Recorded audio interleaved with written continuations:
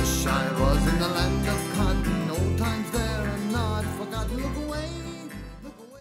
Hi students, this is Miss Anna. We have a special guest today. We have my dad, Chris Redmond. Just to introduce you, Dad, what do you do for a living? I'm a licensed battlefield guide. Yeah, right now we are right on the Gettysburg battlefield in Pennsylvania. Just tell us a little bit about your one-man show, Dad. Then they'll really understand why you're my special guest artist. Yes, well, get a lot of demand at Gettysburg for the common soldier's perspective, what the soldiers went through, and a very effective way to present that is to step up in front of a group dressed in the uniform of a Union or Confederate soldier and then tell their story in the first person. And if you do it well, it can be so convincing that students will be saying, well, how old are you, really? And to do that, you really need to soak in a lot of the Civil War soldier experience, and I've done that by reading their memoirs for years. Sometimes a diary or letter collection, but most often a memoir. For instance, I have one here, one of my favorites, by William Fletcher, Bill Fletcher, veteran of the 5th Texas Infantry. The modern publisher titled it Rebel Private Front and Rear. He wrote this in the 1890s when he was a man, probably in his 50s. And it is first person. It's full of great personal anecdotes and all.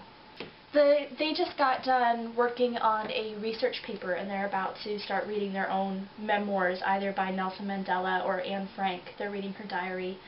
And the autobiography of Mark Twain. Those are kind of the 3 top choices that they're choosing from.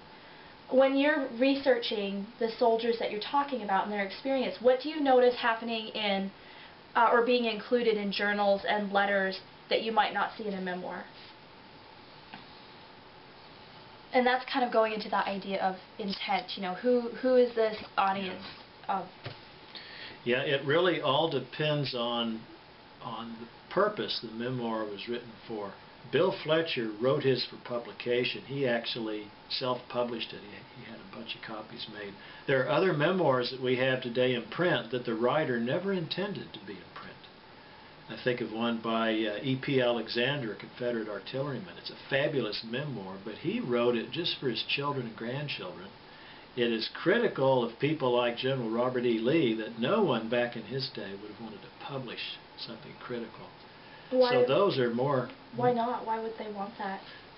Because in the South after the war, someone like General Lee was considered to be almost faultless, and he was revered as sort of like a George Washington figure, and no one wanted to read criticisms of him. And he was a human being. He made mistakes like everybody else. So someone publishing a memoir would have to be awfully careful what they said. But Alexander, writing for his children, just was blunt and honest about everything. Journals and diaries, well, every soldier in the field knows that somebody else is liable to read that, especially if he's killed or wounded. If he's killed, it may be one of the few items sent home. Oh, right. And so those are going to have to be carefully written. I've learned in the Civil War the most graphic and trustworthy letters written are those to a brother. When you write home to your mom or your family, you will gloss over many of the horrible things you've seen and suffered. But if you're writing to your brother, you'll be very extremely honest. And Anna, you have done well to put this book in the pile. Inside the Army of the Republic, of the Potomac rather, the Civil War experiences of Captain Francis Adams Donaldson. This is nothing but a huge collection of his letters written to a brother. And I promise you, he would not have put a fraction of this material in a letter home to his family. And so, think about not only who wrote it, but who the expected audience is. And that's going to shape what you find in someone's writings. Can you describe a little bit of who Captain Frank is? Like, where was he coming from? He's Union, obviously. Where is he from? Yeah, he's from Philadelphia. He joined first one regiment right after Fort Sumter earlier in the war, and then he ended up joining a second one known as the Corn Exchange Regiment. He was a lieutenant and then promoted to captain, a company commander, commander of 30 or 40 men. Just to give you a little example of what you learn in this book is he absolutely hated the colonel commanding the regiment. Thought he was a rogue and a blackguard. He had a lot of colorful comments about him that you wouldn't find elsewhere. And he determined that he would finally leave the regiment by insulting the colonel in front of the entire regiment and being basically charged with gross misconduct and thrown out. By this, in a letter to his brother, Captain Frank, as we like to call him, describes his final act that he knew would get him thrown out of the regiment and from under the command of this James Gwynn, who he thought was so awful. He describes having come late with his company to a regimental parade, and there, he says, I now notice the regiment formed, a space left open for my company, and Colonel Gwynn at his post. As I came forward, he turned and, noticing my approach, hastily called out for the regiment to close up and fill my interval. When I had nearly reached him, he said, "You being late, Captain Donaldson, will take your company to the parade ground and drill it for 2 hours. I replied, "Colonel, why not punish me? It was no fault of the men that we are late. Besides, it is Sunday, and contrary to regulation to do any work on this day." "Do you refuse to obey me, sir?" said he. "Yes," said I, striding rapidly toward him. "I do, and I propose to tell the command what I think of this drunken Irish loafer. And I tell you, I will not be insulted by a major general, much less by this incompetent, drunken, immoral, damned infernal scoundrel, this Jim Gwynn, this coward and tyrant." With that he made at me, laying his hand upon his sword as if to draw it. Whereupon I drew my pistol and continued, "Damn you, you infernal drunken blackguard. If you draw your sword on me, I will shoot you down like a dog." Then turning to Lieutenant Cone, I told him to take the company to the parade ground and stack arms there, but not to drill it, as it was against Army regulations. Meanwhile, Gwynn called lustily for the corporal of the guard and ordered the adjutant to assemble the whole guard and arrest me. I said, "Now then, you Irish scoundrel, I will retire to my quarters and where I will await your blackguard pleasure." And I did so. Tell us about Mr. Fletcher, Dad. Well, Bill Fletcher was around 20 years old, I believe, when the Civil War started. And like so many young men of the South, he had been prepped for years by the leaders of his community, as he said, both the politicians and the preachers, that the Southern system or culture, including slavery, was not only right but constitutional and supported by the Bible. So when he had a chance to fight for Texas and for the Southern independence, he immediately joined. Immediately traveled to Richmond, Virginia to help defend the national capital. He ends up spending almost the entire war with General Lee's army. And a very brave man. Do you think that he still agrees with that viewpoint when he's writing this? Or does he look back on it and say, that was my point of view then, but now I've changed opinion? In his first part of his memoir, he flatly tells us that his father opposed secession and thought that slavery was a great wrong and would sooner or later be eliminated. And he just says, "I was young and influenced by others, didn't believe my father."